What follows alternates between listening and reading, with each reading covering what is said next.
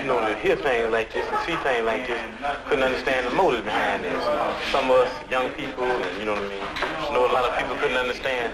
See, me myself, you know, I was born in a so-called bourgeois community and had some of the better things you could say of life. And I found that even some of the better things of life for black people wasn't too cool. And I found that there was more people starving than there was people eating. And I found that more people didn't have clothes than they did have clothes. And I found that I just happened to be one of the few. And I made a commitment to myself that I wouldn't stop doing what I'm doing until all those people are free. A lot of times I wanted for it to be possible for people to be free under capitalism. I wanted it for socialism to be able to be brought about through means other than violent means. But those were times when I was trying to be subjective. I was looking at things and trying to make them the way I wanted to make them be. Because I didn't mind dying, but I just thought, well, everybody shouldn't have to die. What we're saying is that we're more than people that are for armed struggle. We're people that are for armed struggle, for the purpose of bringing on the people's revolution, for the purpose of setting up initially a socialistic state, and for the purpose, secondarily, of advancing into what you could call utopia, or what we would call a communist state. We're saying that by observation and participation, by educating and by arming and by teaching the people revolutionary political power, we think that we as the vanguard can move those people that need to be moved that way. We can let those people ride our backs as oxen down the path of social revolution. And on and on and on, and finally, like we said, utopianism, or what you call communism. The Deputy Chairman of the Illinois Black Panther Party, Fred Hampton.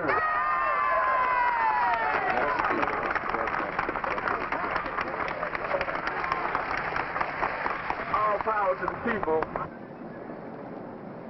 And I just want to tell you that the chairman of the Black Panther Party is going to be ungagged, and they're going to have to take those chains off him. But they're only going to have to do that if there's enough organization and if there's enough education and if enough people know about the chairman's plight. And that's our job. That's what we're going to have to do. We're going to have to tell everybody in the world what's going on with Chairman Bobby. A lot of people reading the papers, every bus you get on, every building that you go into, they're talking about how cruel it is, the way they're treating Chairman Bobby Seale. And that's good, but what's not so good is that they don't understand that after Chairman Bobby Seale, it'll be me and you and everybody else. Because when they even get to the stage of fascism, they've gotten to a stage where they're going to do anything that they think is necessary to force people that don't want to dig on the shit that they're whooping on the people. They're going to force them to dig it.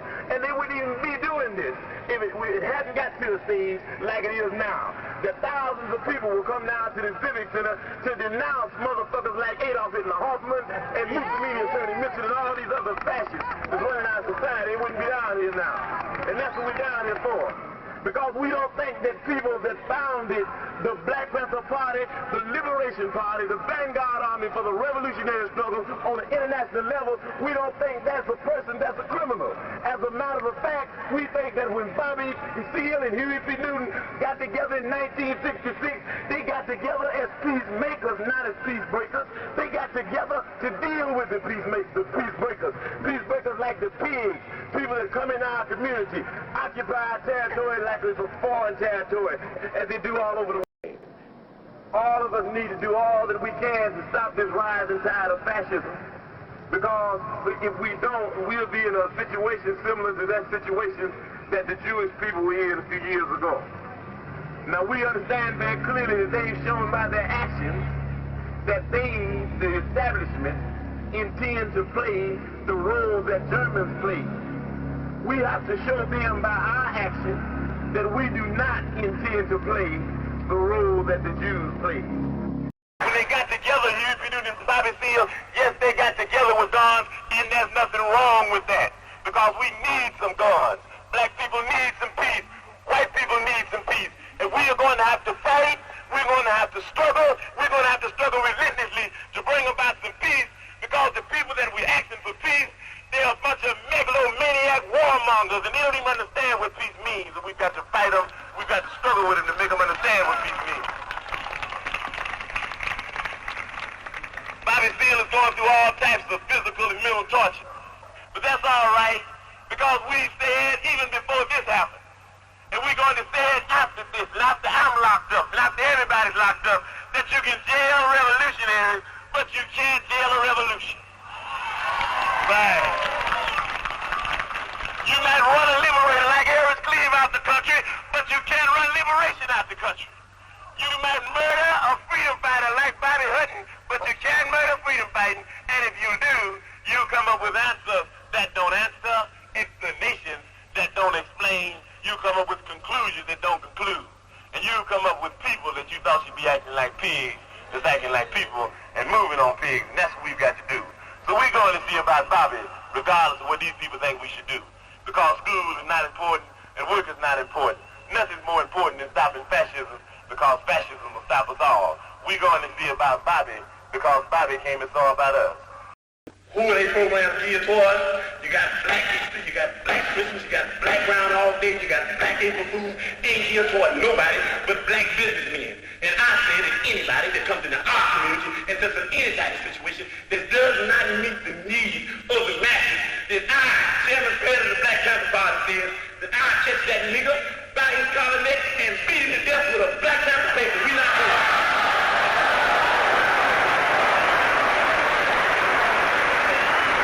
We're drawing the line right here.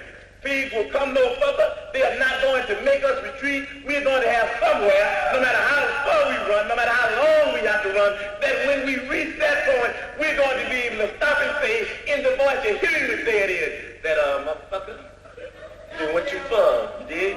Because I got my gun, motherfucker, and you got yours.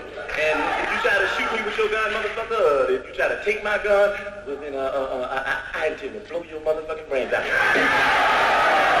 That's what it's got to be about. That's what it's got to be about.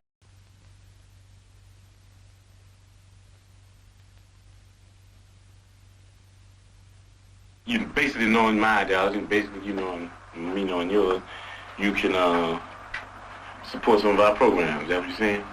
Why not? And you believe in programs like the Breakfast for Children program and free health clinics? Right on, brothers? We believe they're good things. Uh-huh. As a focal point to organize their mothers and fathers. Uh-huh. Peace. Mm-hmm. There's no educational program here? That's come out of social action. You know, you set that up, brother. I mean, we can't put everything on one piece of paper. What about this bank? Credit union? Mm-hmm. Credit union. Credit union, my brother. Is a bank. Are you hip to credit unions? It is a bank. Yeah, you go and borrow money? Yeah, it's a bank. It's a bank. Owned by the people. Run for the people. And by the people. What will money be given out to people for? Well, the people would decide that. You want to buy? You know, whatever, you know, the people in the community would decide. You need some living room furniture, maybe? You need a car, maybe? See, the thing is with me, you dig, I need to know some more about it. I wish you had some more literature about the educational thing here. Because, you dig, as far as we're concerned in the struggle, when we look at struggle, is that this depends on the educational thing, you dig. Because this depends on the education. Well, the whole thing. No, but in the end, this does. You can form this with no education. You can form this and this. No, not the way we're talking about forming it. You know, right. We're talking about forming it right. You know, it's not on the paper. We didn't write it on the paper. You can form it right with no education. No. Let me give you an example. Yomo Kenyatta formed the excellent revolution with no education. And on the end thing, Yomo told the motherfucker, said, well, you know, you've been educated hate the enemy, but I'm your brother. I'll help you lead the revolution. Now I'm going to oppress you. Another example, Papa Doc in Haiti. Papa Doc in Haiti hated everything white. Man, you couldn't put this white paper in front of Papa Doc's face. But he moved all the white people out and he took over and be oppressed. He did, because of no education. And the people that had been educated, they said that we don't hate the motherfucking white people, we hate the oppressor, whether he be white, black, brown, or yellow. So we got to know the educational program to find out what is going to be in the finale. A lot of people, Yomo Kenyatta is called never a revolutionary, but an ex-revolutionary. So is Papa Doc. They brought on a successful revolution. That thing in the Mamas was a bitch. Bantu freedom fighters, all that kind of action. What we saying is that it's the end But you don't judge Castro now. You can't do it. Nobody in this room could judge whether Castro's going to be a revolutionary or not. You know what I mean? We're talking about things, you know what I mean, with China, the People's Republic, and even at the stage they're in now, talking about even going on further into a communistic state. That's what we're talking about. Those are revolutionary. So we got to understand here the educational program that you have to be able to figure out whether it will go on the right lines where the people will end up in a situation where they can be able to really control themselves. You understand what I'm saying? With no education, the people take this local foundation and start stealing money because they won't be really educated to why it's the people's thing anyway. You understand what I'm saying? With no education, you have neo-colonialism instead of colonialism, like you got in Africa now, like you got in Haiti. So what we're talking about is there has to be an educational program. That's very important. As a matter of fact, it's so important for us that a person has to go through 6 weeks of our political education before he can consider himself a member of the party, able to even run down ideology for the party. Why? Because if they don't have an education, then they're nowhere. You dig what I'm saying? They're nowhere because they don't even know why they're doing what they're doing. You might get people caught up in the emotionalist movement. You understand me? You might get them caught up in because they're poor and they want something. And then if they're not educated, they want more. And before you know it, they'll be capitalists. And before you know it, we have Negro imperialists. Yeah, we see, brother. The reason we don't do a lot of talking is because what you say is a foregone conclusion with us. Yeah, well, see, brother, the reason I do a lot of talking is because there's no foregone conclusion. So we always say in the Black Panther Party that they can do anything they want to us. We might not be back. I might be in jail. I might be anywhere. But when I leave, you can remember I said with the last words on my lips that I am a revolutionary. And you're going to have to keep on saying that. You're going to have to say that I am a proletarian. I am the people. I'm not the pig. You've got to make a distinction. And the people are going to have to attack the pigs. The people are going to have to stand up against the pigs. That's what the Panthers are doing. That's what the Panthers are doing all over the world.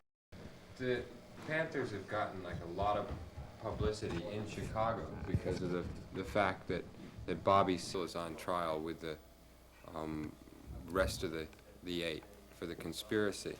But you know, we're finding out, especially today, that you have a lot more problems than just Bobby Seale being on trial for the conspiracy.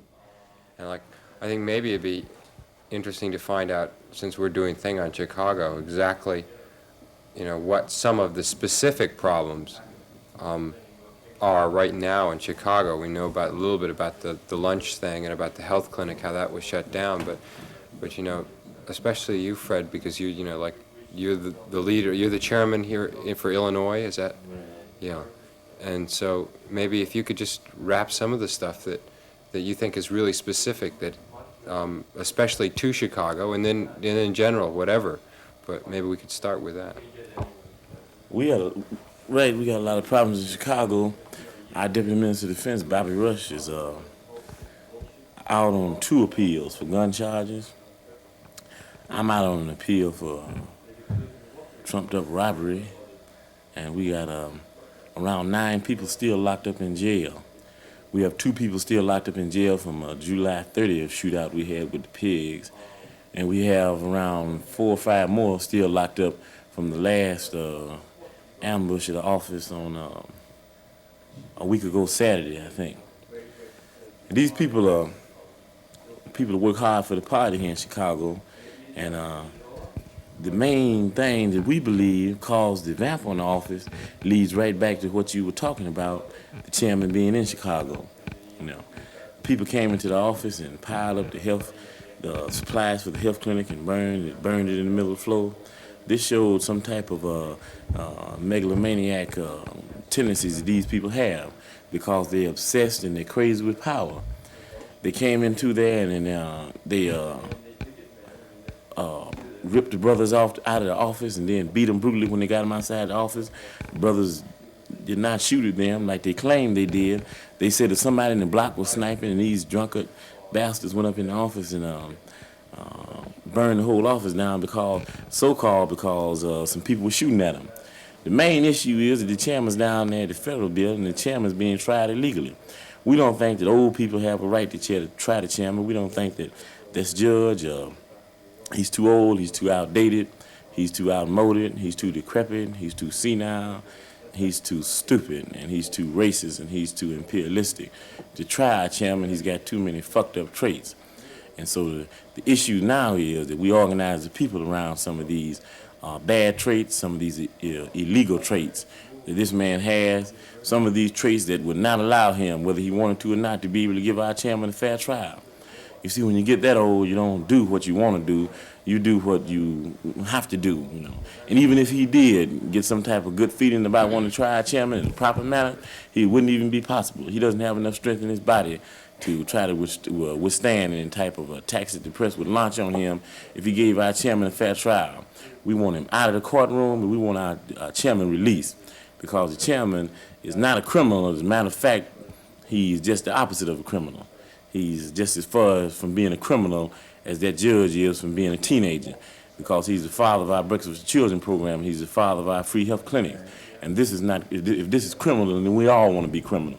If it's criminal to feed children that are hungry, if it's criminal to start a program that says that the only prerequisite that people have to involve themselves in this program is to be hungry, then we're going to continue to be criminal. If it's criminal to say that the only prerequisite that people have when they want free medical aid is that they be sick, then we intend to continue to be criminal. And because we think that this shows the contradictions of that slaughterhouse down there, what they call the Cook County Hospital, where they take people and experiment on them, and they got these gaping apes down there that are waiting to launch some type of physical attack on people and rip them off, take intestines and anything else that they need for some of their relatives. And we know about all these maniacs because this Dr. Bernard was a maniac. We call him the fastest knife in the West. And he's ripping black people off, and all these fascists ripping black people off. It's a racist tendency. These people don't have any right to determine when black people are going to die. They don't have any right to be able to lay a black man down and say that we think he was close enough to death that we should take his heart. Because these motherfuckers, we know where they at, and we know they want some of everything off of us. They like some of our sex organs. They like some of everything, some of our brains and arms and everything, and we're not going to allow these motherfuckers to rip us off. We know that with the way this fascism is going, it'll be around 3 weeks, and you won't be able to go in and get a physical checkup. Every time people go in there, they'll come out and he just died, and he had a common cold or anything, and the motherfucker, he just died, and it just happened that another person was in there who needed a heart, and we took his heart and gave him to this other man. We think there's too much racism, there's too much fascism, there's too much imperialism to allow these people to play with our lives in general and play with our chairman's life in specific. This man has no right, and this is what the people have to understand. We out here trying to educate, trying to inform, trying to organize, and trying to teach the people some revolutionary political power and have them to arm themselves. We know that once the people are armed, those people cannot be oppressed, and they cannot be repressed without any type of retaliation, and retaliation is the only thing in the world that's ever going to stop fascism. It's not a question of nonviolence or violence. The question is between resistance to this fascism or either non-existence within fascism. Like, talking about retaliation then, when they do bust in and like shoot up your office and burn the money and do the things that have been pretty well documented, I guess, that they do, what do you do? Because you can't call the police, you know, like you can't have the pigs come in to check on the pigs, right? You don't need to call the police. If you read the papers, you'd find that there are a whole lot of policemen that end up in the hospital, and we just found out something, you know, the people just found it out maybe. But policemen react the same way from .357 Magnums and shotguns that the people do, or anybody else. And we know how to ward these frantic fascists off, that we have to defend ourselves. We intend to defend ourselves. We've did so in the past, and we're going to do it today and the day after that and the day after that. Because only through this proper example of the self-defense and the proper example of retaliation, and by letting these people know that we move from some basic laws, that anything that goes down on the oppressed people, on the part of the oppressor, it should be reciprocal. And in plain proletarian workers' language, it takes two to tango. As soon as these motherfuckers go, we go. I just, how do you go about, like, a lot of people that are outside of the black community who haven't been harassed till now, like, or even people in the black community that don't really know where the Panthers are at or haven't for a while, you know, like, even the suburban people. How do you tell them that you are defending yourselves? All they hear, you know, like they see Black Panthers, violence, just like they see maybe hippies and violence or SDS and violence, and they think that, you know, like that's all you want to do is get guns. What kind of, like even an education program, what are the Panthers into as far as that? Black people in the ghetto don't have to be educated. I know that, but like there are a lot of people who should be, and maybe you could, like get to those people. Are you trying? I don't think there's anybody trying any harder and in their attempts at being any more successful than the Black Panther Party. I think that Huey P. Newton and Bobby Seale should be called Professor Newton and Professor Seale, because when it comes to educators, I think that they're some of the best educators that the world has ever produced. As a matter of fact, I would go on to say, for people who think that the Black Panther Party is wrapped up in complete metaphysical bullshit about some of these other people like Mao, and we respect Mao. But I'd say that Chairman Bobby and Huey P. Newton and the Chief of Staff David Head also are the most profound Marxists in the world living today. And they're writing some of the most profound Marxist, Leninist ideas and dealing with some of the most difficult problems in difficult times under the difficult repression of the most repressive force, the most capable people of repressing a people in the world. And I think they're doing the job beautifully. We're out there every day and educating. People learn by example. I don't think anybody has an argument with that. I think that when Huey P. Newton said that people learn basically by observation and participation, I think that everybody caught on to that.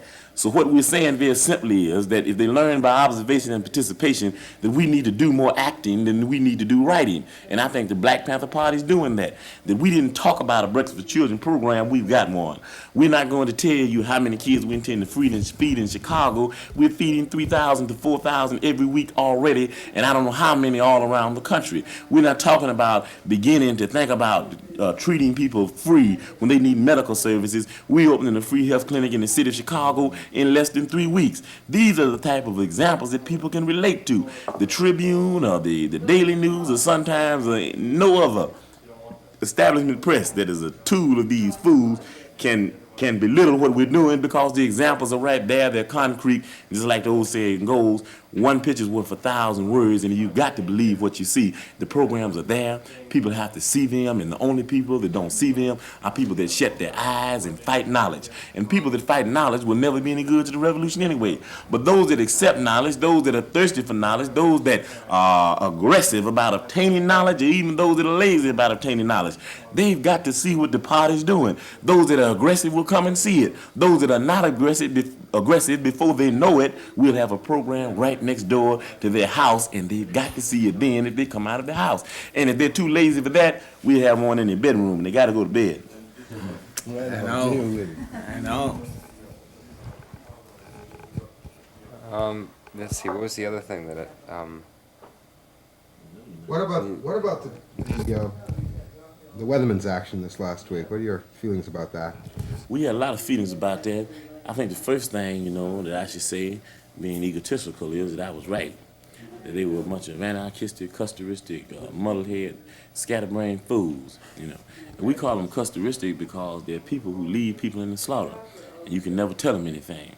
We think that this type of action is criminal, We think that it was premature, and it was, and when we saw it, we thought it was on the brink of anarchism. And when we saw the plans, we thought it was on the brink of anarchism. When we saw it in action, we knew very clearly that that's what it was. It was anarchism. It was a lot of spontaneity, a lot of things that some leaders had gotten together and fronted the people off, led them into situations of premature confrontations that there's no way in the world that these people could deal with. People were locked up, astronomical bonds were set, money will have to be spent that could have been spent for revolutionaries who have been locked up, and if they were allowed to be bonded out, they would be back on the streets engaging in a constant revolutionary struggle, a day-to-day, month-to-month, year-to-year struggle in order to, benefit the people. But what do we have to do instead? Because of these megalomaniacs, then we have to see people that have money that would donate something to the movement, giving these people money.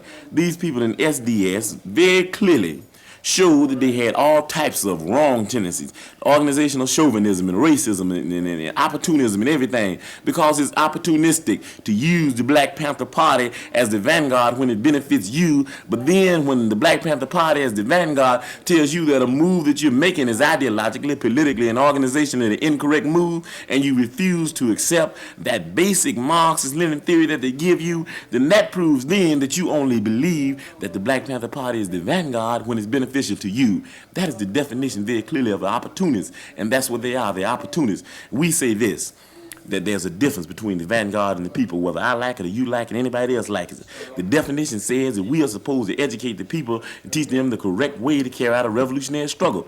Now, whenever these fools get to thinking that they the vanguard, then they're out of their mind because they have to be the people. The first move to commit to prove to yourself that you understand you the people is to listen to the vanguard. They refuse to do that. They refuse all knowledge. We call them some know-it-alls who get a smattering of knowledge and move out on a premise that they think revolution is a game. We think revolution is far from that. Revolution is a discipline, art that people have to perfect, and if they don't perfect it, then what they're doing in fact is, you know what they're doing? Weathermen and people like weathermen are setting up a situation. They're planning some counter-revolutionary. They're planning some opportunistic and some anarchistic. They're planting some individualistic and some chauvinistic and some customistic seeds in the ground now, that when these seeds come up, these seeds will have vegetation on the end of them that will frighten people. It will have horror that will horrify the masses and terror that will terrify the masses.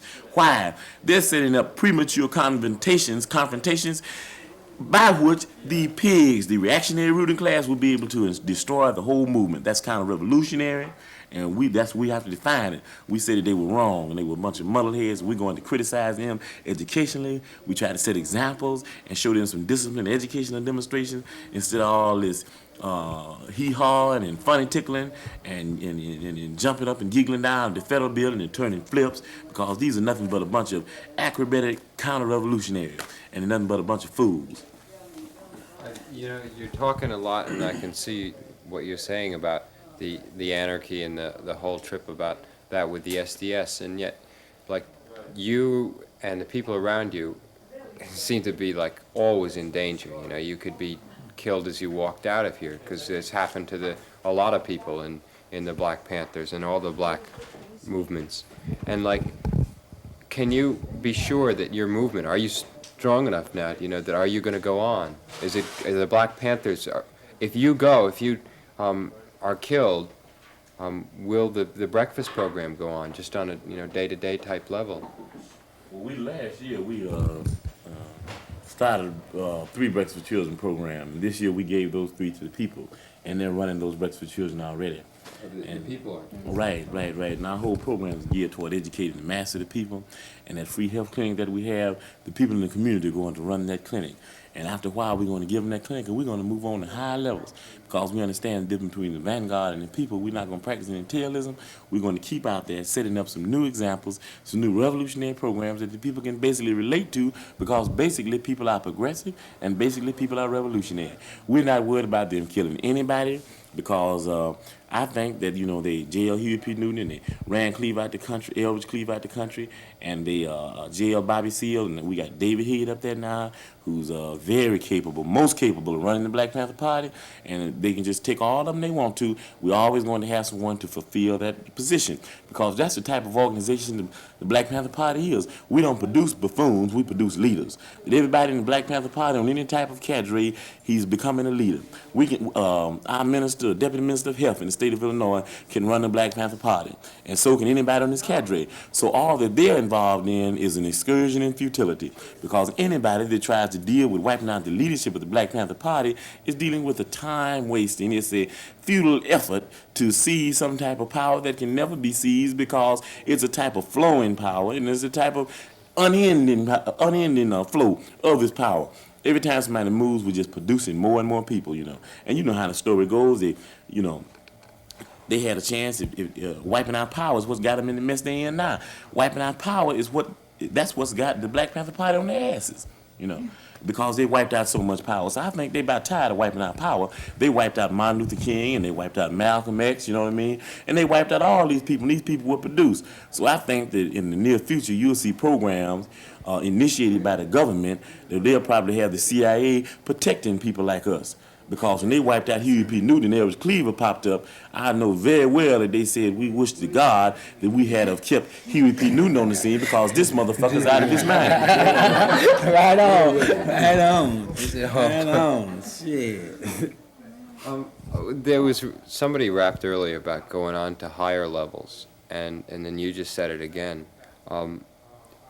That's and then you qualified it by talking about like no new programs, but like what about higher levels? What are higher levels right now? What would you like to move on to besides like what you're doing now?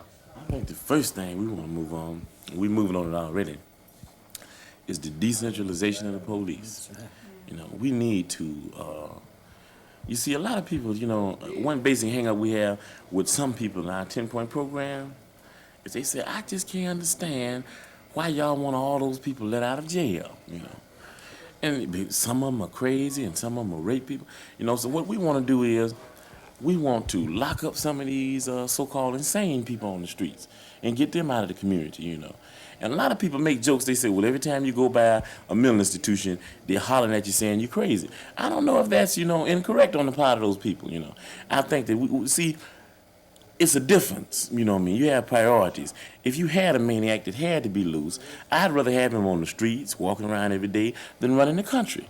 Now, we had a maniac with Lyndon Baines Johnson who started all kind of wars, you know what I mean? That's a megalomaniac. And you can look, Webster says that. I didn't write the dictionary. That's a megalomaniac. They pronounce it megalomaniac, but I like to say megalomaniac. Now, then you got Nixon now, who's a fascist, megalomaniac himself. He's on the streets loose. Attorney Mitchell is a maniac. This pig who was stealing all those guns is a maniac. All these maniacs, but look what they're doing. They control the destinies of people's lives. So let's say that, let's let some of these small-time maniacs out in order to lock up some of the big-time maniacs, you know. And so we're not worried about any of that. We talking about, we said move to a higher level. We're moving to a level whereby the people are going to take over control of their destiny. They're going to take over control of their community. And the first way of doing this is dealing with the most integral part of the fascist three-way oppression. We said demagogic lying politicians and avaricious greedy businessmen, and we say fascist pig cops. But the one that's most evident, the one that's closest, the one that's more clear, the one that's more defined in the black community is those fascist pig cops. So what we are saying is, if the people can deal with these fools, then we would have taken a revolutionary step. A revolutionary leap, I should say. So that's the program that we think is going to move things to a high level. It's going to raise some contradictions. It's going to cause some antagonistic contradictions. We're prepared to deal with them, and we think the people are prepared to deal with them. They like to say that our people are not armed, but we're not worried about that. And if you don't think they're armed, go down to Presbyterian St. Luke and ask all them pigs laying up there that I don't know what happened to them, you know. If they were shot with BB guns or slingshots or what. But it's a whole lot of them in the hospital. You ought to go down there and talk to them. And I talked to one today, and he verified what I've been saying for years. He said the black community is armed, and they're tired of us pigs. What are your feelings about this trial, and what's the significance for the black community? The only thing I see that the trial is going to be significant in is that it gives people a chance to organize around fascism before it wipes us out. You know, I don't think that we should get into too much of a habit of calling this a trial. It's nothing but a hecatomb, you know. There's no sense in, you know, using words that we're not supposed to be using, you know. We know better than that. We wouldn't call this bottle here a cup because that's just not what it is. It might be close to that. Now, they do have a jury. They holding this bullshit in the courtroom, but that doesn't make it a trial, if you understand what I'm saying. You see, just because people drive cars, if you put a monkey in a car and he's driving a car, that doesn't mean that he's people, does it? That means he's just a monkey in a people's car. And that's all that shit is just some bullshit in the people's courtroom, and that's what we're going to move to a level to get that shit out of the courtroom because it's improper, it's irregular, it's illegal, it's ill-timed, it's uncouth, it's every bad thing that a person could think of. Now, anybody knows that, you see, what they should do is go in there and reestablish and rearrange the whole thing because we know very well that the main objective is locking up our chairman, you know. We think that Hoffman, the first move that should be made is Hoffman should be tried and to see whether or not he's mentally capable of trying anybody. You see, people don't get this old, you know yourself that if a person was that old and if he had a job in a laundromat, just getting soap and water for people, that they would want to investigate him. You know how after every now and then, when you get so old, they give you a new driver's license test. He needs to be tried again to see if he still has common sense. And I think, you know what I mean, I think that I could be, in that case, what they call him? No, they call him a professional witness, expert witness, that's what they call him. I could be an expert witness in that case, and Chairman Bobby could be an expert witness, because we have facts to prove. World. We teaching people how to defend themselves and how to be armed, and there's nothing wrong with that. The only people that don't want you to have any guns are people that intend to use guns on you. We said there's something funny about the guns in our community. We don't mind there being guns in our community, but we said there's been a misdistribution of our guns. For some reason or another, they have all the guns. And we relate to Jesse James, you know, and things like that, that when Jesse James was on the street, the sheriff, he didn't think about harassing Jesse James. Everything would be all right if everything was put back in the hands of the people. And we're going to have to put it back in the hands of the people.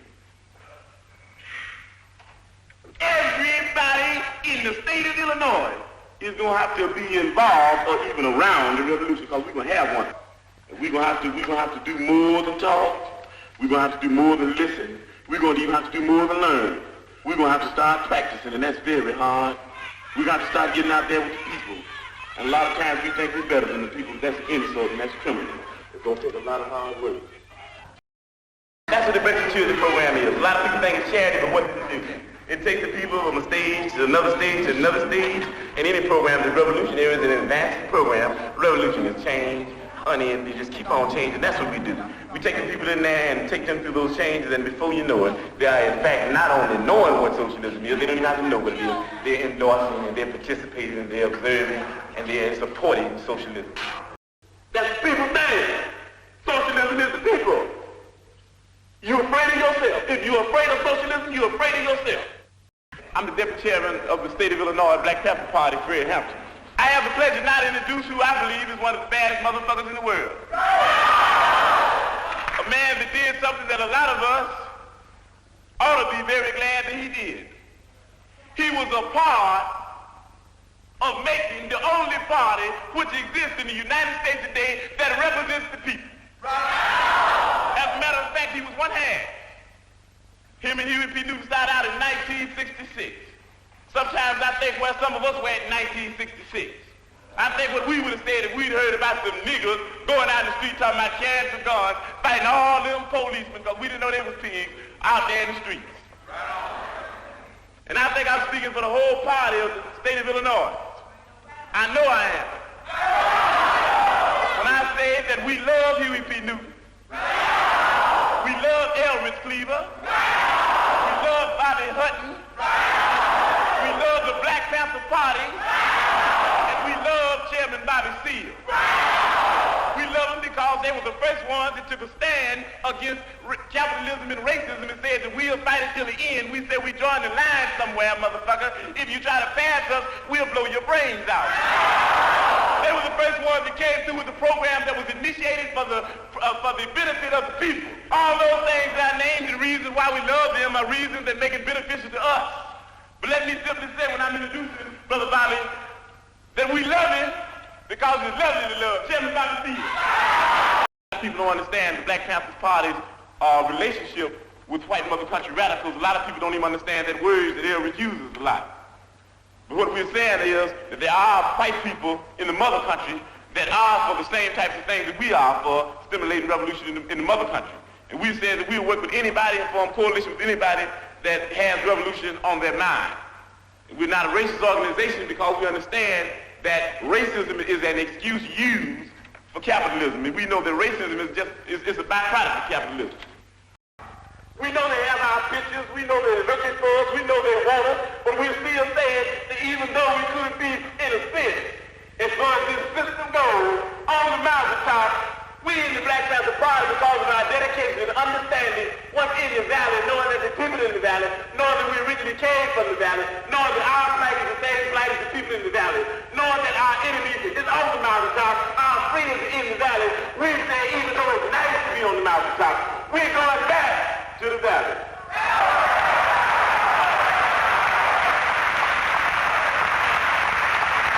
I be in the office every day. I be in the streets propagandizing every day. I be working with everybody every day. I be teaching that solidarity is the thing. The end of a complete wipeout of imperialism is the thing. So if you're going to be thinking about me, that's what Bobby would be teaching.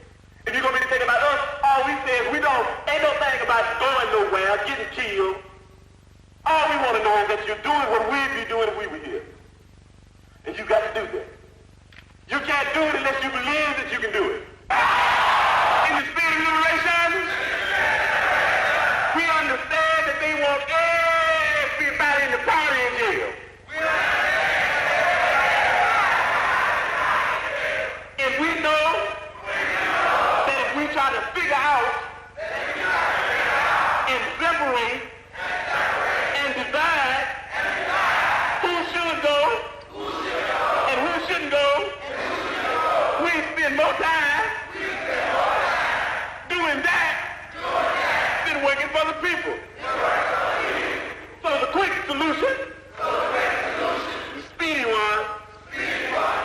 Nobody goes.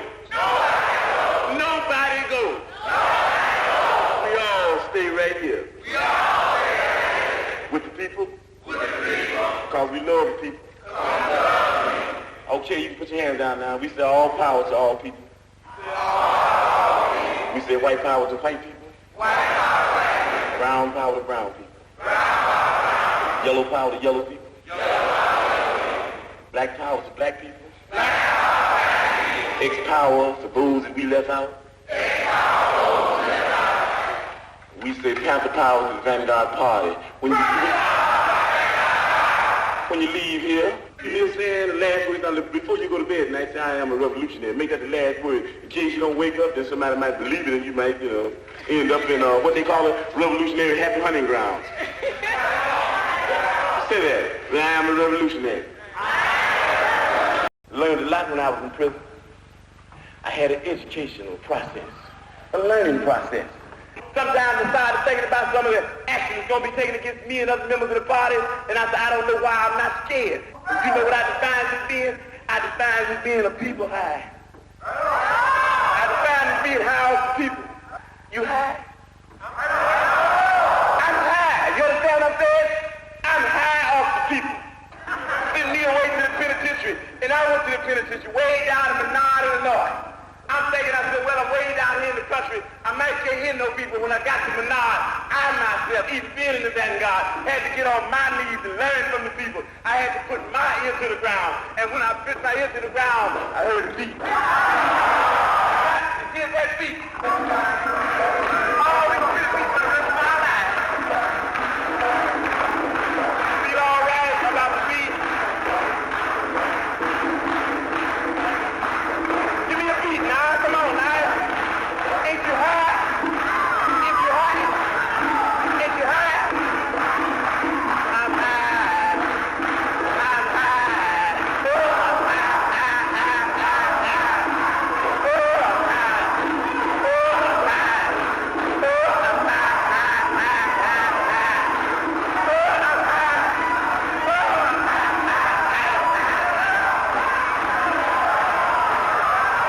I'm I'm free. Yeah. You know what we're talking about? We're talking about a beat that can't be stopped by anybody. We're talking about we're going to make some changes in this system. Why do I have a lot of arrests? Because of harassment. Why is that harassment? Because the people that harass me have set up a problem that made me disagree with them violently, and they set up this problem in order to exploit me and other people like me. And why they want to get rid of me? Because I'm saying something that might wake up some other exploited people and some other oppressed people, and if all these people ever get together, then these pigs that are exploiting us, we'll be able to run them into the lake. That's why they want to get rid of us. And it's just, it's sort of like a primary thing with me. I'm the first move that they'll make. I'm a part of the organization. It will be the first organization they'll move on, because I happen to be a part of the organization, the Black Panther Party. That is the only organization, in fact, that has came out and stood up loud and clear and said that we don't care what anybody says, whether they have guns or not, and badges or 18 uniforms. If whenever they step outside the bounds of legality into the bounds of illegality, then we'll blow their brains out if they're bothering the people. And what makes them mad about that? They're constantly bothering the people. Anybody that's out there for the protection of the people happens to be in direct conflict with them. What makes them mad about it? What makes them mad about it is that they have black people and white poor people and red poor people and Puerto Rican poor people and Latin American Puerto Rican people of poor people of all descents. They have them caught up in movements based on racism. When the Black Panther Party stood up and said that we don't care what anybody says, we don't think you fight fire with fire best, we think you fight fire with water best. We're going to fight racism, not with racism, but we're going to fight with solidarity.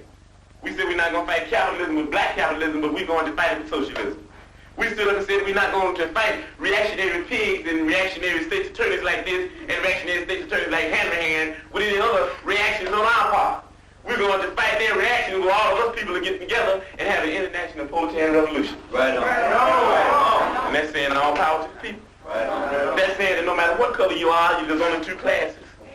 And that's saying there's a class over here and there's a class over there. And the reason that this class over here has never did anything to get this class off its back, because this is lower, this is upper, this is the oppressed, this is the oppressor, this is the exploited, this is the exploiter. And these people in this class have divided themselves. They say, I'm black and I hate white people. I'm white and I hate black people. I'm Latin American and I hate hillbillies. I'm hillbilly, I hate Indians. So we fighting amongst each other. And you've heard the testimony of pigs here. You got pigs of all colors, you know that. You got pigs that are white, you got pigs that are black, you even got pigs that are black and white. Propagating the same type of madness that this buffoon Henry had would be propagating if he were here himself. And why? Because they want to keep you to believing that I'm your enemy, and that everybody else that's black and that wears a lot of hair on his head and hair on his face, they want to keep you thinking that he's your enemy. Why?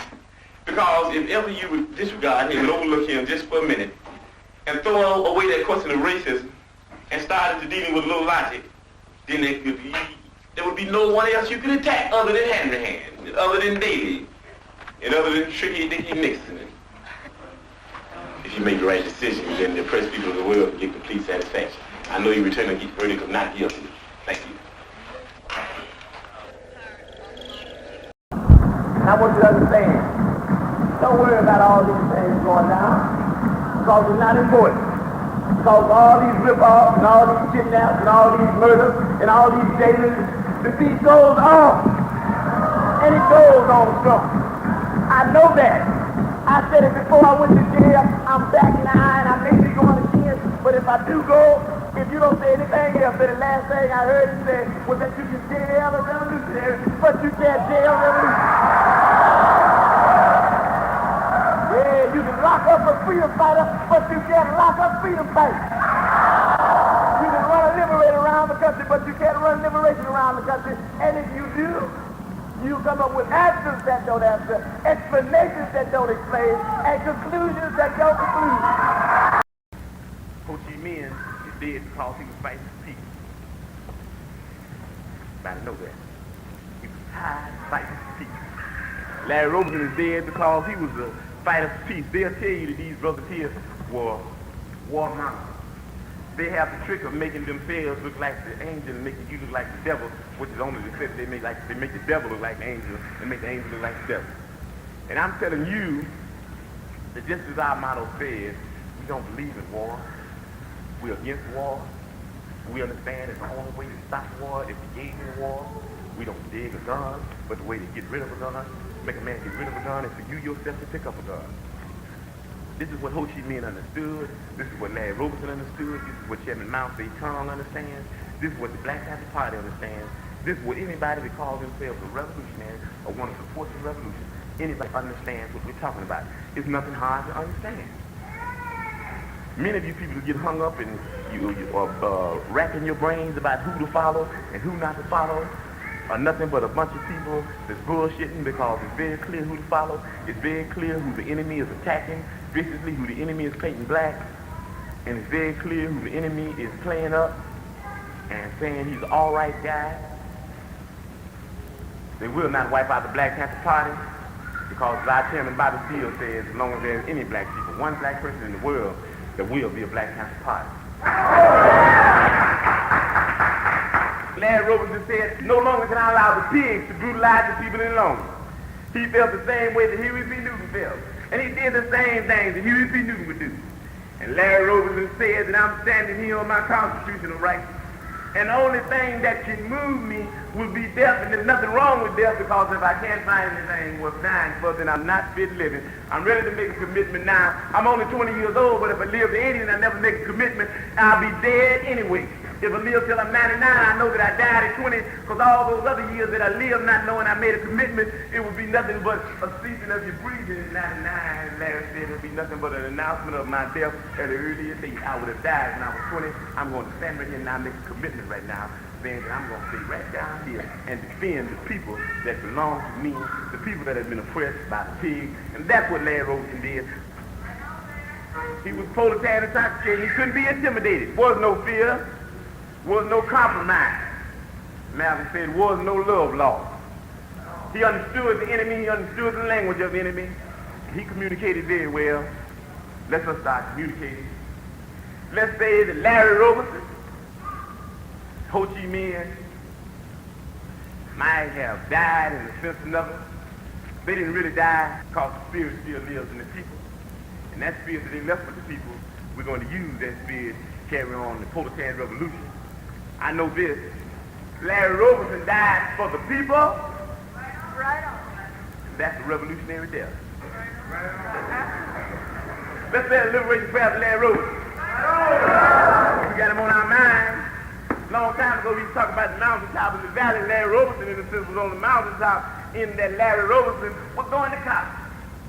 Could have got him a job, went to school, got some good grades, came out with a shirt and suit and tie on and walked the streets and would know everybody, nobody would have probably ever bothered him. They would have told him, say, you're all right because you're not around 2350 West Madison. You're not selling sample papers. You're not feeding hungry children. You're not trying to cure the sick. But Larry Roberson chose, in other words, he said, I don't care what it might be up there. I know where the commitment is, and my whole life has been a life of commitment. I don't intend to compromise now. I don't care what it feels like up there, how nice it may be, how wonderful it may be, and how easy and luxurious life can be. I don't care if I don't have a dime. I know it's hard to be a socialist. I know it's damn impossible to be a communist in this society, but that's what I intend to be. I intend to live in a communal fashion. I intend to live like a communist and live with my comrades. I intend to die for the people.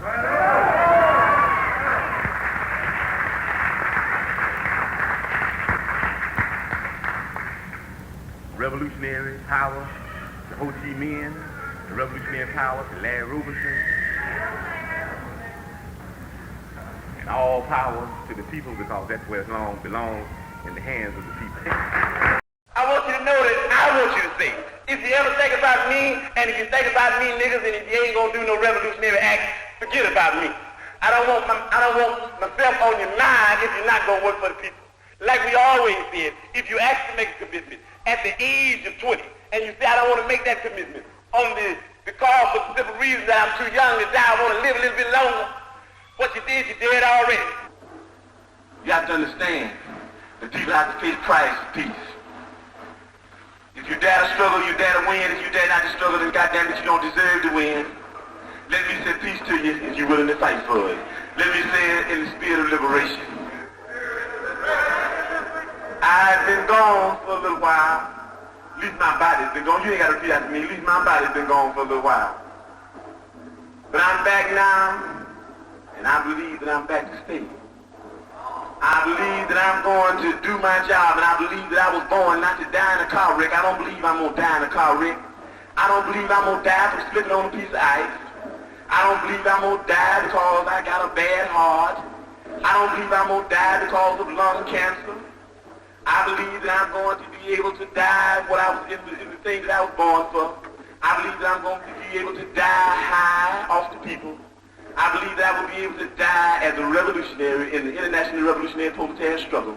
And I hope that each one of you will be able to die in the international proletarian revolutionary struggle or even be able to live in it. And I think that struggle is going to come.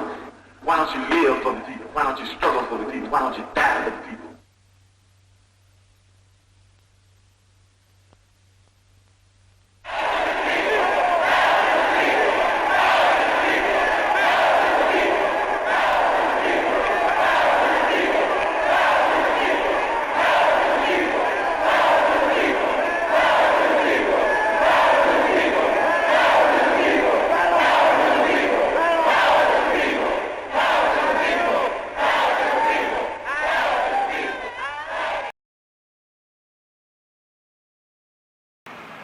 Fred, where does the Black Panther Party stand concerning the Weathermen, the SDS? We stand way back from the SDS and the Weathermen because we believe that the Weathermen action, there's two actions, it's RIM 2 and Weathermen. We think they call them both national action. We think that RIM 2 is national action, Weathermen is national reaction, you know. We think it is anarchistic, opportunistic, individualistic, it's chauvinistic, it's custoristic, and that's the bad part about it. It's custoristic in that its leaders take people into situations where the people can be massacred, and they call that revolution. And it's nothing but child's play, it's folly, and it's criminal because people can be hurt. We say say that they're doing exactly what the pigs want them to do. When they take people down and just do nothing, play around, and the pigs are prepared for this, and they'll wipe all of those young people out.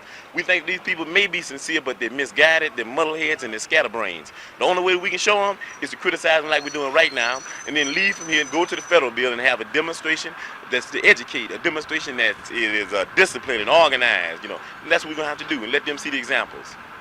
Tell me why you feel the approach of the SDS weatherman is wrong. I feel it is wrong, just as I said before. No, don't tell me just you said before. That's why I asked you again. Just answer straight, just in case we use this part. I feel that it's wrong. Let me ask you again. Why do you feel that the approach of the SDS weatherman is the wrong approach? I feel that it's wrong because it's pig action, you see. They're doing exactly what the pigs want them to do. They're leading people into a situation where it's an astronomical situation, too great for the people to deal with. It's a situation where you got a bunch of mechanical pigs with .357 Magnums and shotguns and mechanical mace and all that type of thing. And then they're talking about they're going to carry on a revolutionary struggle. That's not revolution, it's insanity, it's madness, it's nostalgia, and it's a massacre. That's what it's potential massacre, that's what it is. And we don't support that because we've said all power to the people. All the power is manifested in the people. We don't have any people whose lives we believe that should be thrown away. Has the weatherman SDS tried to get you to go on their side? Have you met with them, and what happened? We met with the weatherman faction of SDS several times. We've had ideological struggles and we have ideological differences. So what we did was we had the other faction of SDS that agreed with the Black Panther Party called for an alternate action, a well-disciplined action not to provoke pigs, an action not to talk about setting up confrontations with the pigs because the people are not ready for confrontation. These confrontations that they have are premature. They're politically premature and they're wrong because they commit people in a situation which they're not anywhere prepared for. Well, why do you think the weatherman SDS tried to link the Black Panther Party to its movement? I don't know if it was actually the weathermen of SDS. I'd have to say that it was the establishment press that is nothing but a tool of Warden Nixon's machine. We call him Warden Nixon because the whole world is a penitentiary and he's just a warden of the whole world. And you see, these people are just an arm that he uses for fascist oppression, you know. And I think that these fascist news media might have did that. Now, briefly, how would you sum up what the weatherman SDS is trying to do and what you think of what they're trying to do? I'd say that basically they believe that white people need to learn how to struggle, that they believe that these white workers need to learn how to struggle through confrontations. I'd have to say that basically I believe that this is incorrect. I believe that white workers have been struggling. They're some of the most violent people in the world. I believe that what they need is they need a redirection in their ideology and in their politics. They need to know who to struggle against. The workers need to start to begin to learn that their job is to struggle against the bosses. And until they do this, then struggle is incorrect. It's like no struggle at all. We say that if you don't struggle correctly, you shouldn't struggle. But you should struggle. We said dare to struggle and you dare to win, dare not to struggle and you don't deserve to win. But we have to struggle properly. What about the special approach of weatherman, which seems to be violence? Well, you see, I don't think it's really violence, you know what I mean? I think it's just a lot of folly, a lot of child's play. I think that to have violence, you've got to be able to cope with violence, you know what I mean? And that's what the Black Panther, the Black Panther Party, a lot of people say we're violent. We're a self-defense organization that believes that the people should be educated what's going on. Yes, we do defend our offices and we do defend our homes. This is a constitutional right. Everybody has, there's nothing funny about that. The only reason they get mad at the Black Panther Party when they do it is for the simple reason that we're political. And they don't want to admit this. There are a lot of young organizations around, but we are a political organization. We're an organization that understands that politics is nothing but war without bloodshed, and war is nothing but politics with bloodshed. That it's just like you stretch something, and it goes, you can stretch things, they'll go into being another thing. If you stretch politics so long, it'll be war, and that's where we're at. Well, then why do you feel it's so important for the Black Panther Party to disavow any real link with the weatherman SDS? I think it's important because there are a lot of people that watch the Black Panther Party for examples. They observe us and participate with us. And if we can be connected up with this, then it would be very unadvantageous to the people and very unadvantageous to the struggle, in that people that claim to be revolutionary would be going down roads that they think might be revolution, but in fact they're not roads of revolution. They'll be going east when their intentions are going west. And also it's important because Chairman Bobby Seale is in town. And he's being tried by this fascist judge, Adolf Hitler Hoffman, you know. And he's being tried without a lawyer. And we've got to bring all of the attention and focus on this trial that we possibly can so that people can understand that these people are more capable of building gas chambers than Hitler ever was capable of building gas chambers. And we're going to have to get together. We're going to have some anti-gas chamber marches and some anti-fascism marches and some anti-Hitler Hoffman marches and some anti-Mussolini Attorney General Mitchell marches and some anti-Daley and some anti-Hammerhead marches. These are the things we're going to have to do. The people need to be educated. If they're educated, we can resist and we can stop this fascism. Okay. All right. Thanks for giving us the second shot. Okay. Good. Go, Howard. Fred, the Weatherman branch of the SDS seems to be giving the impression that the Black Panther Party is with them. No, the Black Panther Party is not with Weatherman. Let me explain very clearly that we believe that action like that is action of insanity. It's not a revolution even. You see, going out in the streets and getting people shot and killed and maimed, that's insanity. It's chauvinistic and it's custoristic. And when we say custoristic, we mean it's a type of action on the part of a leadership that would lead people into the same thing that Custer led them in. We believe that all action around that Weatherman faction is going to turn out to be the Little Bighorn. And we're not getting involved in any Little Bighorns in the city of Chicago. The Black Panther Party intends to support anything that is disciplined, anything that does not provoke violence on the part of the pig power structure, because this is what they want to do. They want to kill some people. And these leaders are nothing but leaders who have custoristic tendencies. They will lead people into slaughters, and we think that that's it's criminal to the people. It's a crime against the people. Cut it for a minute. That's real good. Now I want to put it just one other way. I'm going to ask you, why don't you... Go. Fred, why doesn't the Black Panther Party support the tactics of the Weathermen SDS? We don't support those tactics because they are acts of provocation, and they're acts that the pigs, the policemen in the city enjoy. They're doing just what the police want them to do. Our actions are just the opposite from that. We are educating the people to the wrongs that the pigs commit to the fascists around the country, and I think that's the proper way to do the thing. Has the Weathermen tried to curry favor with the Black Panthers? Right, we've had several discussions with the Weathermen, and we've tried to talk them out of a lot of their anarchistic demonstrations that they have planned here. We tell them that we don't believe in demonstration for the sake of demonstration. We believe in demonstration for the sake of education, and we still go on that basic theory. We believe that people need to be educated if we're ever going to defend ourselves against the fascism that's running rampant in the United States of America and all over the world today. How violent do you think the Weathermen are looking to become? I don't think it's really a question of violence. I think it's a we call it muddleheadedness. You know what I mean? I think how muddlehead will they become is the question. How masochistic and anarchistic will they become? You know what I mean? How much will they enjoy seeing people slaughtered in the streets before they come around and get them a plan of well-disciplined, well-organized type of education demonstration where the people can be saved. We say all power to the people, and all power is manifested in the people. We don't have any people to just throw away and throw their lives away. We think that people that throw the people's lives away in these types of counter-revolutionary folly, those people are criminals and they should be judged as such. And these people that commit crimes against the people should try them and indict them and sentence them. Tell me, Fred, because the Black Panther Party feels this way and because the Panthers have been linked with Weathermen through the Weathermen, have you tried in any way to dissuade the Weathermen, to stop them from this kind of tactic? We've talked to Weathermen time and time again, you know what I mean, and told them that we thought this was wrong. And let me say this, I don't believe these people I think they're some sincere people, but I think they're a little mixed up. That's why I be very careful about the word I use. I try to use words like muddle-headed, you know what I mean, and scatterbrains. That's what they are. They're some young people who really have some revolutionary fervor, but they don't know how to direct that fervor. So what we're going to have to do is try to rechannel that into some type of revolutionary discipline. I think if anybody looks at us, we're an example. We try to set examples for the people. The Black Panther Party is the most disciplined organization in the country, and the pigs still attack the Black Panther Party office. So that shows that we're still doing something to the power structure, but we don't have to do it in a way where we put people's lives on the line. That's not necessary, and we try to tell them that. Okay, tell me what else you want to get off your chest. I'd like to, there's one thing that's very important to the people, that they see that so-called trial at the federal building is nothing but what I call a hecatomb. It's a public sacrifice where they're slaughtering the leaders of the people, and the only way we're going to stop that is the people resist that, you know what I mean, because it's not a question of non-violence or violence, it's a question of resistance to fascism, a non-existence, and this is what we're going to have to deal with. We're going to have to go down to the federal building and deal with that judge, we call him Judge Adolf Hitler Hoffman and deal with the Attorney General Mussolini Mitchell. All these people that have these fascist tendencies, they have this society is more technical than the German society ever was. They are going to be a better and more adequate gas chambers, and we've got to be prepared to deal with that. Education is the only way. We've got to educate the people. You got anything else you want to say? No, not particularly. All right. Look, just want to do some...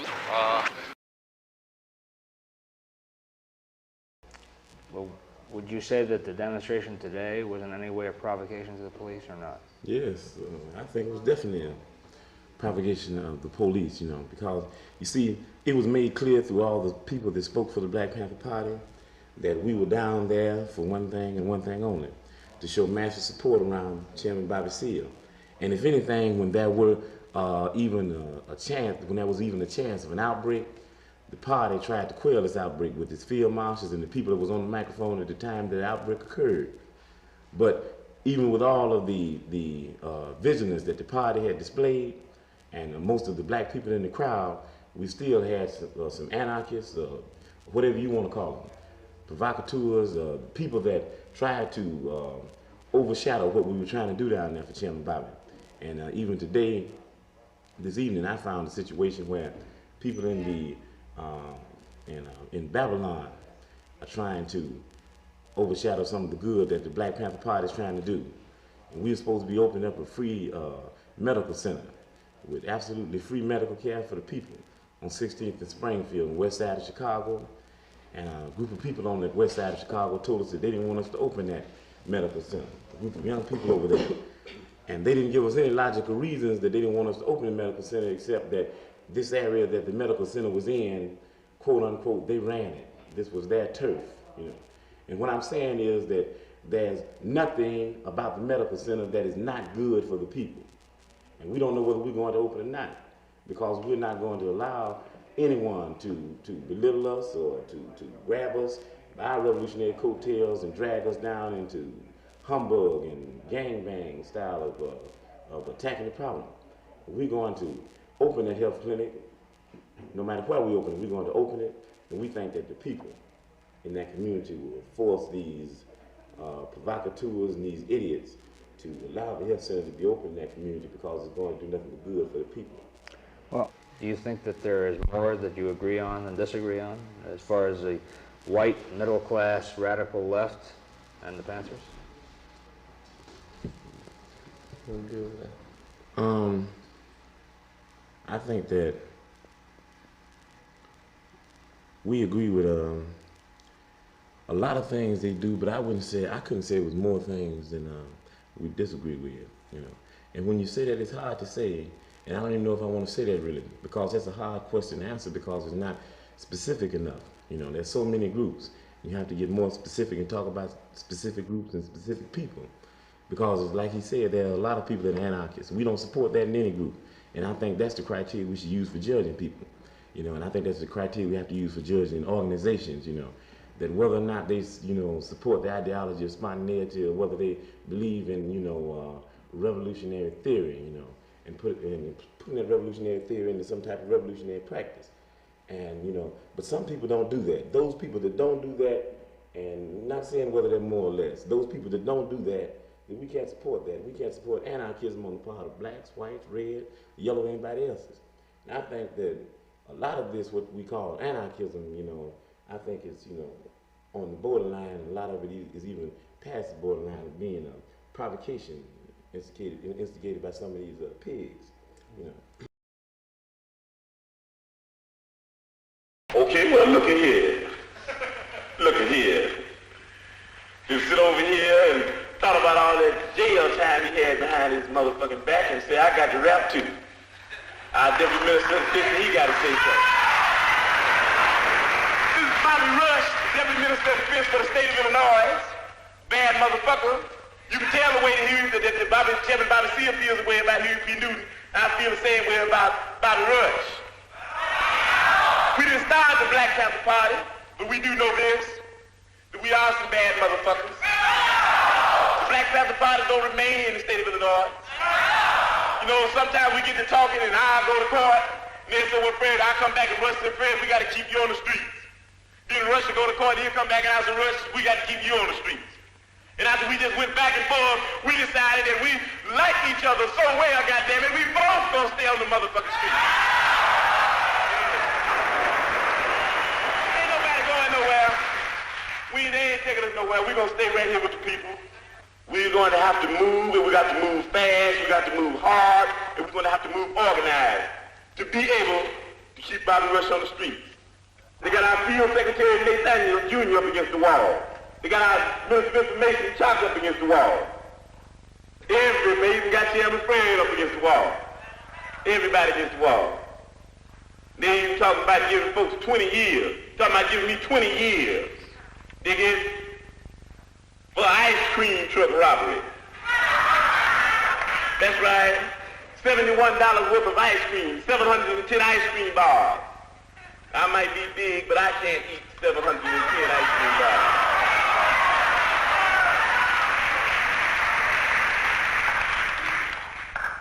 But even though they tried to give me all that bad publicity, they still came out in the end showing the true nature of a panther. Because they said I went into the truck, beat up this pig that was in our community exploiting the people, took the ice cream bars from them, handed them out to the kids.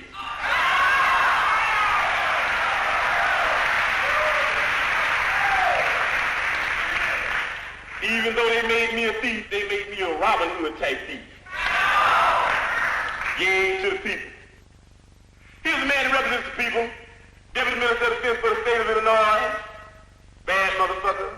A brother of mine, a brother I've been working with a long time, and going to continue to work with. I'm going to eat with him, I'm going to sleep with him, I'm going to die with him, I'm going to live with him, I'm going to lead with him. Bobby Rush.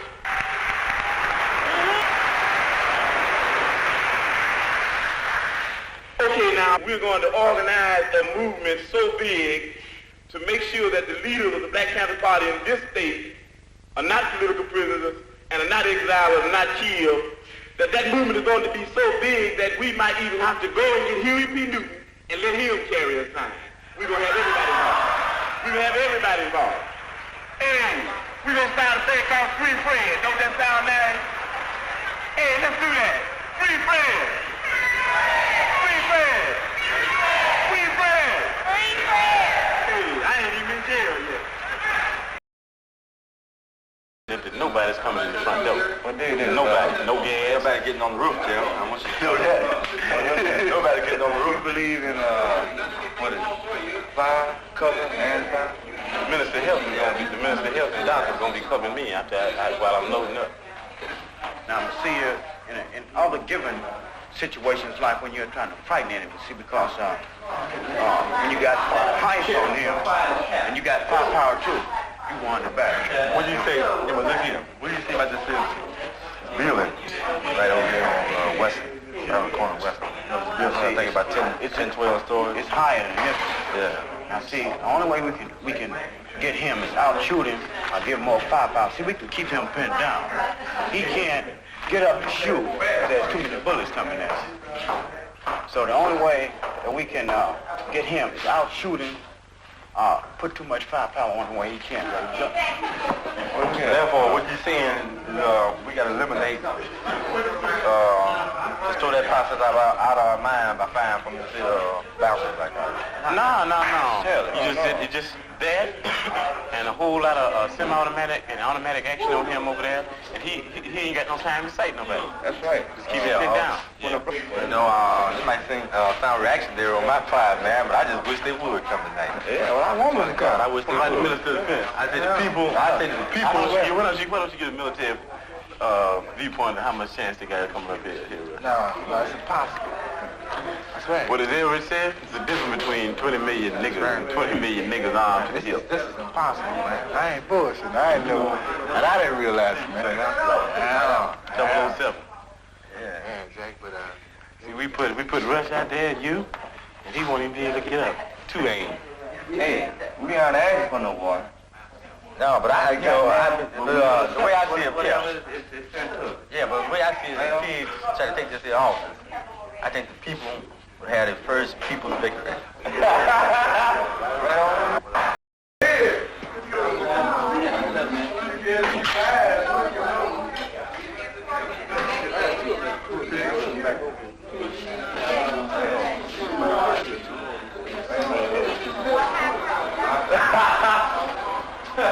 Yeah.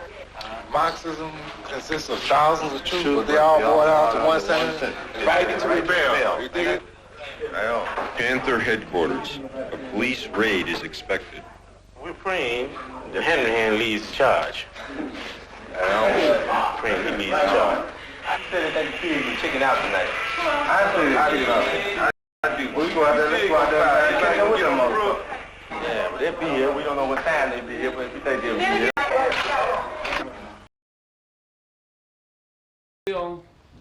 We have three principals. Linda Beeson Gotti, spokesman for the Black Keystone Nation. On my far left, Fred Hampton, chairman of Illinois Black Panther Party. Here, C.T. Vivian, coordinator for the for the Coalition for United Community Action. Here, these will be the three principals. You lead first. You can take the first. That's right. We're supporting you. That's right, Mike. Will you give us your name on film as we roll here so we got it on film? My name is Fred Hampton. Yeah, you rolling?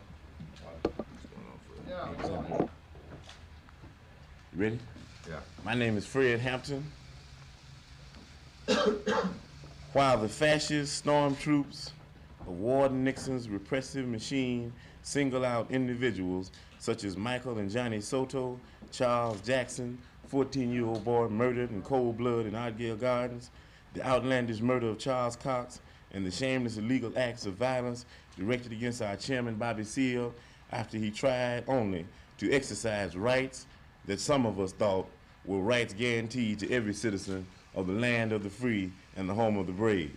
In the midst of all of these acts of overt fascism, the establishment press, those people in the press that make the decisions of what goes in and what goes out, respond as mere apologists and ideological servants of American fascism and international imperialism.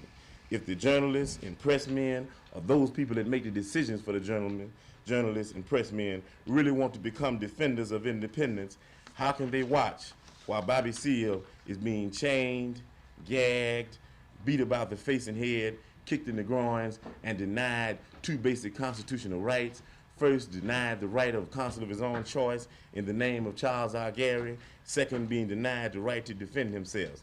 While these people that make the decisions about what goes in the media sit back with arms folded. We demand of these people in the press to come out resolutely in protest of the fascistic acts of Judge Adolf Hitler Hoffman. Journalists and newsmen can never remain mere recorders of facts and onlookers in fascist times. Because of this, we demand of responsible members of our up until now apologetic press to wield their mighty pens to right the errors that are being made by these megalomaniac fascists here at home and abroad. We ask that all people denounce these brutal acts being directed against Bobby Seale in specific, and we the people of Babylon in general. And when we say that, we mean that there's a very clear case of systematic genocide attempted to be put on the black community in the form of all of the youth in the community. If there's ever to be eternal peace in our communities, then we've got to fight and struggle relentlessly against these hangmen like Henry Hand, who continually perpetuate violence here at home and act as warmongers abroad. If we're going to stop fascism in America, then we've certainly got to stop that hecatomb down in Chicago. And when we say hecatomb, you look it up in the dictionary to tell you that it's a public sacrifice. It's not a trial, and that's what we call it, a hecatomb. Also, I'd like to read the demand that we have in our Black Panther Party paper. It says, we demand that the United States government drop the trumped-up conspiracy charges against the Conspiracy 8, and that Rennie Davis and Dave Dillinger be allowed to return to Hanoi, where they would be met by our Minister of Information, Erich Cleaver, so that the three of them could discuss with the Vietnamese the freeing of Americans now held prisoners of war in exchange for the dropping of all charges against our Minister of Defense, Huey P. Newton, and our chairman and leader of the party, Bobby Seale. This proposed freedom of political prisoners in exchange for prisoners of war could only be ignored by a government that has no concern for its poor it's peace-loving, it's non-white, and it's soldiers, and even less concerned for peace.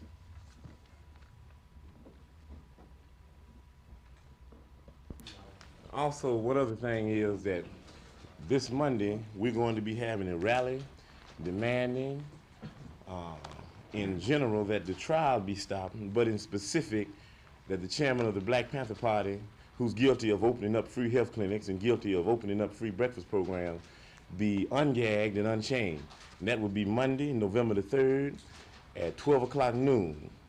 And we also doing that with the support of the entire coalition, and also with the support of all people in the black community that are sensitive to this type of injustice that's being placed upon any black man in the so-called democratic society. Where is that going to be? That's going to be at the Federal Building, 12 noon on Monday. Fred, you normally call for the closing school and... We all, right. We working on that right now, and we calling a strike on schools and also a strike on work. And those people in the community, we understand that some of them have to work.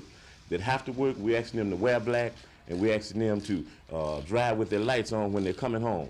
Because this whole situation needs to be shown to the world, because it seems to us as if Daley and the leaders of Chicago are trying to set some type of vanguard. Fred Hampton, the Honorable Judge of Life Society. The defense will call this first witness.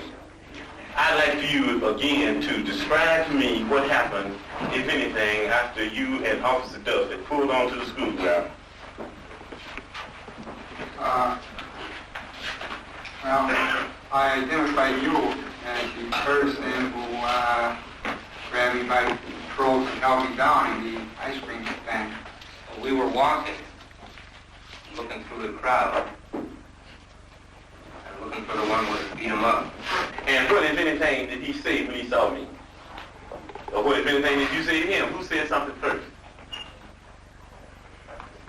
He said, "That's him. I'll never forget his face. That's the one." Okay, now when that police car pulled up, what, if anything, happened?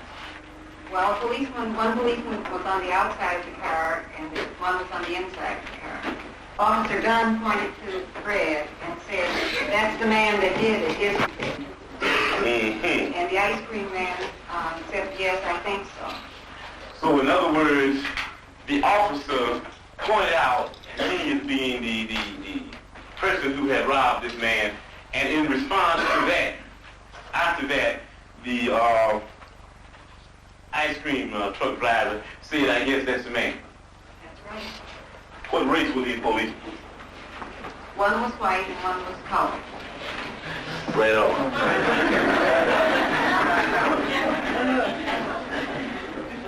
Officer Dunn, do you know the defendant, Fred Hampton? Yes, I know Fred Hampton. Do you know basically what Fred Hampton stands for politically?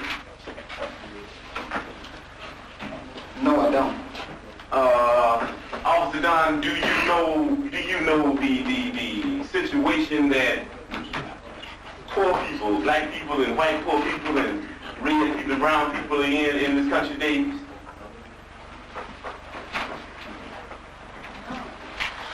Well, not completely. But you do know that part that you do know, that part includes the fact that these people are being oppressed by some white people that like to oppress people to make profit. Do you know that? Objection. Sustained. Let me rephrase the question. Do you know that a whole lot of blood-sucking pigs are Do you know? Do you think you're free, Officer Dunn? Yes, I think I'm free. No more questions, Officer Dunn. God help you. But the state's attorney and the state's attorney's office has reasons to see Fred Hampton in jail. We've got a new state's attorney, you see. And he said already what he thought about people that had different political beliefs than he had. His speeches sound somewhat like those of Hitler, and we know why he wants to see Fred Hampton put in jail. Why? Verdict. We have, Your Honor. What is your verdict? We, the jury, find the defendant, Fred Hampton, not guilty.